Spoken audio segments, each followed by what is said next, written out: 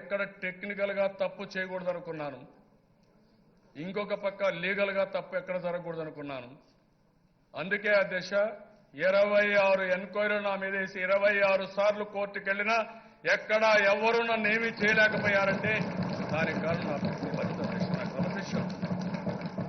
ఇప్పుడు కూడా మీరు చూస్తే నేను ఇదే బట్టలు వేసుకుంటాను, దావోసుమైన ఈ బట్టలే, చలున్న ఈ బట్టలే, ఎక్సెప్ట్ పార్టీ ఆఫీస్కు ఎప్పుడు నా మీటింగ్లకు వస్తే ఎల్లో షర్ట్ వేసుకుంటాను తప్ప ఎప్పుడు ఈ బట్టలు వేసుకుంటున్నాను. ఉంగరాలు పెట్టుకోవాలా, గడియారాలు కట్టుకోవాలా. ఇంతవరకు నన్ను వేలెత్తి ఎవరైనా సరే నువ్వు ఈ వ్యసనం ఉంది అని చెప్పిన వాళ్ళు ఎక్కడ నిరూపించలేకపోయారంటే నా బాధ్యత 24 గంటల ప్రజాసేవ. ఇది కాకపోతే ఇంటికి ఫోన్ చేసి పడుకోవడం తప్ప టెండర్లు కూడా లేవు. నేను ఒక పద్ధతి పెట్టేసుకున్నాను నా లైఫ్లో. ఒక పద్ధతి ఏంటంటే నా మీద ఈ రాష్ట్రం ఆధారపడింది, గౌరవించారు.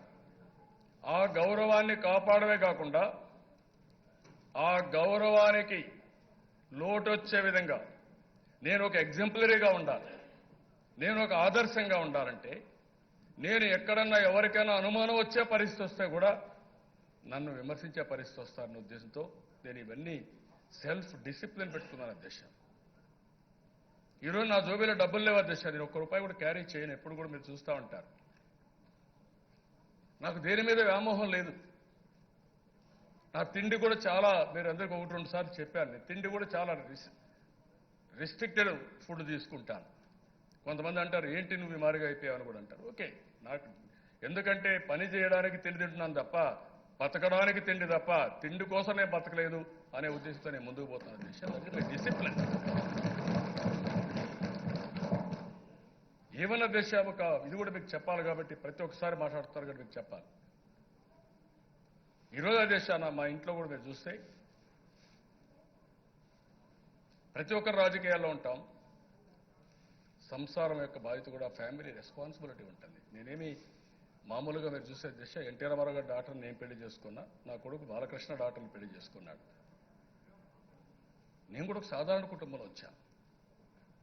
సాధారణ కుటుంబంలో వచ్చిన తర్వాత కూడా నాకు కష్టం ఎన్ని చూసిన తర్వాత నాకు ఎన్టీ రామారావు గారితో పరిచయం అయితే ఎన్టీ రామారావు గారే ఆ ప్రపోజల్స్ పెట్టి నా మ్యారేజ్ కూడా జరిగింది.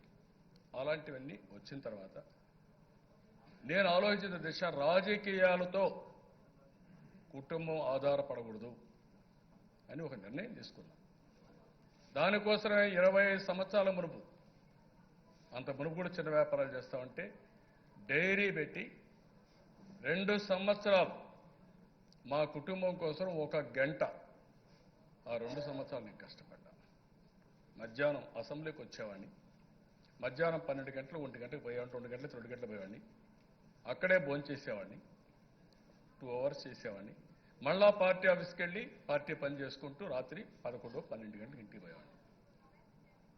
నేను మంత్రి అయ్యాను, రాజీనామా చేశాను, మా మిస్సెస్ని అప్పచెప్పాను. తర్వాత 9 నెలల్లో నేను ముఖ్యమంత్రి అయ్యాను. నేను ఎక్కువ శ్రద్ధ పెట్టలేకపోయాను, కానీ మా మిస్సెస్ అన్నీ చూసుకునేది.